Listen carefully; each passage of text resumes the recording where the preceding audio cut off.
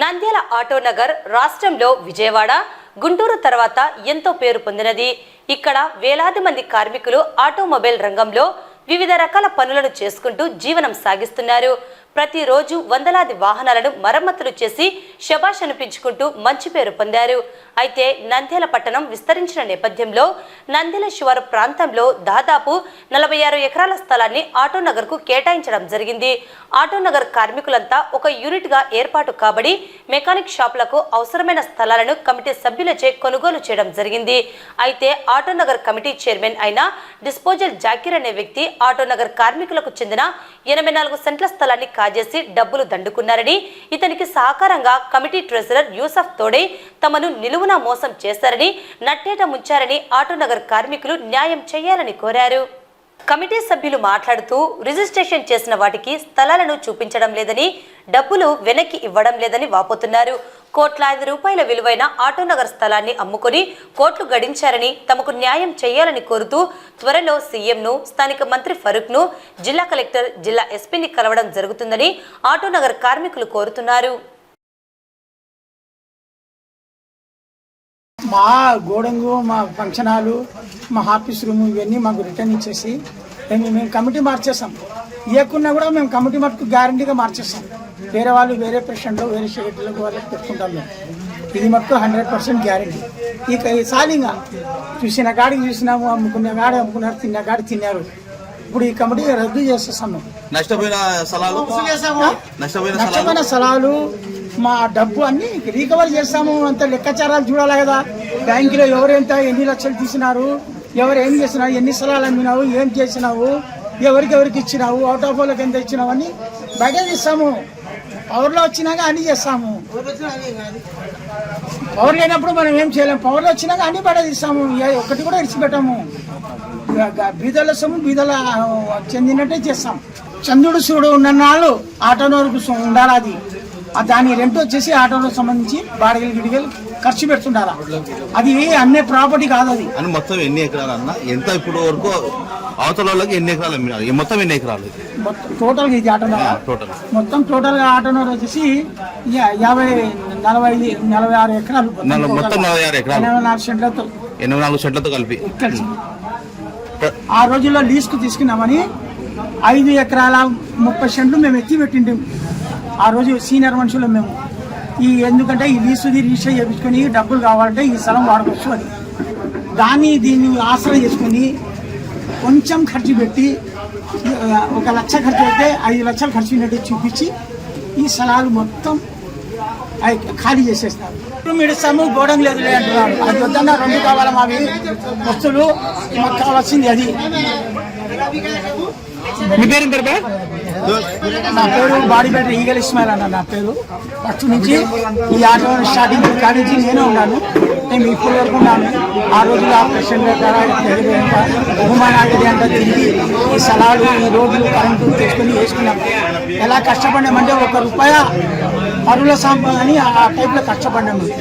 ఈ రోడ్లు కరెంట్ చేస్తే 1,80,000 రూపాయలు పర్సెంటేజ్ ఇస్తే అది కూడా మేము అప్పులు కట్టాము. కానీ మేము తిరిగా అలా సాధించిన ఆటోనోరు ఈ రోజు వచ్చేసి దొంగలు పడ్డారు. ఆటోనోరు రిజిస్టర్ చేసిన వాళ్ళకు స్థలం చూపించడం లేదు, స్థలం చూపించిన వాళ్ళకు రిజిస్టర్ చేయడం లేదు. కనీసం అంటే 100 కోట్లు ప్రాపర్టీ ఆటోనోరు ఈ రోజు నష్టపోయినాం. రాత్రి మొదలు కష్టపడి ఇతన్ని పెట్టినందుకు ఈ రోజు 100 కోట్ల ప్రాపర్టీ మాకు కనపడకుండా పోయింది.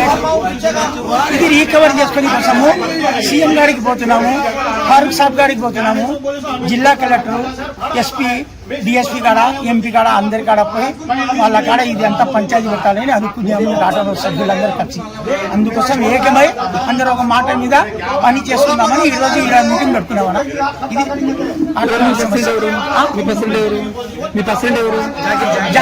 జాకీర్ డిస్పోజల్ జాకీర్. కానీ మా రూల్స్లో డిస్పోజల్ మెత్తలకు విషయాన్ని పెట్టకుండా అది ఒక అజెండా ఉంది మా కాడ. అయినా ఆ రోజుల్లో పెట్టుకుని మా కర్మకారి ఇంత దూరం తెచ్చినాడు. మాకు ఏం లేకుండా ప్రాపర్టీ 1 సెంట్ స్థలం లేదన్నా. ఈరోజు అన్ని అవుట్ ఆఫ్ వాళ్ళకి రాదు. నిన్న 15 రిజిస్టర్లు అయినాయి. ఆటోనోర్లు అనేది ఇద్దరే, మిగతా 13 మంది అవుట్ ఆఫ్ వాళ్ళు ఉంటారు. ఎవరైనా వస్తే ఇన్కమ్ ట్యాక్స్ రేటింగ్ కూడా జరిగింది. ఇది ఈ ఇల్లు యానికి కట్టావు 2 లక్షల కోట్లు ఎట్లా వచ్చింది ఈ సమస్యలన్నీ చూపిస్తారు ఏమి వాళ్ళకి ఏదో ఇచ్చేసి పంపించేస్తారు పిల్లల దగ్గర స్థలాలు ఇస్తామని వాళ్ళకు స్థలం ఇవ్వడం లేదు, డబ్బులు ఎన్నిక ఇవ్వడం లేదు. కొంతమంది రీసెర్చ్ చేశారు, స్థలం ఉందో లేదో తెలియదు, అది రీసెర్చ్ చేయడంతో చూపెట్టడం. రోడ్డు మీద స్థలాలు అమ్ముకున్నారు, అది 5 లక్షలు అమ్ముకున్నారా 20 లక్షలు తెలియదు. ఆటోల ప్రాపర్టీ అందరి ప్రాపర్టీ, వాళ్ళ ప్రాపర్టీ అన్నట్టుగా కూడా అనిపిస్తాం. స్థలాలు లేవు, డబ్బులు తీసుకుని వీళ్ళకు రిజిస్టర్లు చేసినాడు, స్థలాలు చూపెట్టడం లేదు. అందుకు వీళ్ళల్లా ఒక కమిటీ ఏర్పాటు చేసి చేస్తున్నారు.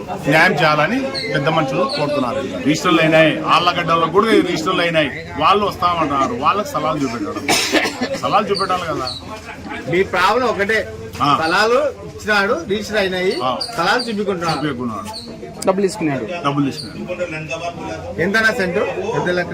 3 లక్షలు 2 లక్షలకు బయట వాళ్ళకి అమ్మినాడు. ఈడున్న మెకానికలకు స్థలాలు ఇవ్వడం లేదు. ఏం జరిగింది?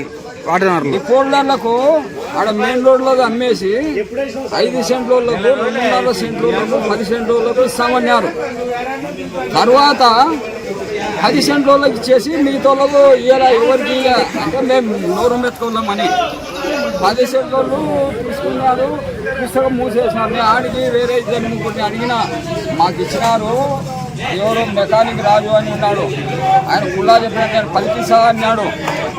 ఏం చేస్తాం, మనము నోరు మెచ్చుకోలేము, మనం మూసుకోలేము, శక్తి లేని వాళ్ళము. మనమే అని కాదు, చాలా మంది ఉన్నారు. 2.5 సెంట్లోనే సీనియర్ వాళ్ళు ఉండేది. బయట ఒక్కడికి కూడా ఒక చెట్టు తలపీయలేదు. పట్టు ఉన్నప్పుడు తర్వాత మధ్యలో అమ్ముకున్న వాళ్ళు బయట వాళ్ళు వచ్చారు. పట్టు ఎవరికి ఇవ్వలే, బయట వాళ్ళకు. పరమేశ్వర వాళ్ళు అడిగితే ఇవ్వలేమేమో. తిరిగి పరమేశ్వర వాళ్ళు అడిగినా సౌకర్లయా మీకు ఎందుకు ఎకర కొనుక్కొని ఎదుగుతాను మీకు ఇవ్వాలా? దీంట్లో పెద్ద పెద్ద సౌకర్యాలకు ఇవ్వలే. బీదోళ్ళది ఇది ఆటో నగరు, బీదోళ్ళ కోసం కొన్నాము. సౌకర్యాలకు ఏమో 45 ఎకరాలు. 45 ఎకరాలు. ఎన్ని సెంట్లు? రోడ్డు ఉంటుంది 30 సెంట్లు ఉంటుంది. 30 సెంట్లు ఉంది కదా. ఎప్పుడైనా మాకు తెలుసు, లోపల ఏం లేదు, మాకు తెలియదు. అది ఇప్పటికి వచ్చిందంటే మొన్న అంతా ఏం కూడా మాది అందరూ పంచుకున్నారు కదా, మాకు పంచండి అంటే పోయి కొలతలు వేసి చూస్తే అప్పుడు ఎప్పుడో రీచ్ అయిపోయింది, ఇప్పుడు ఆడ ఉండేది చెప్పారు.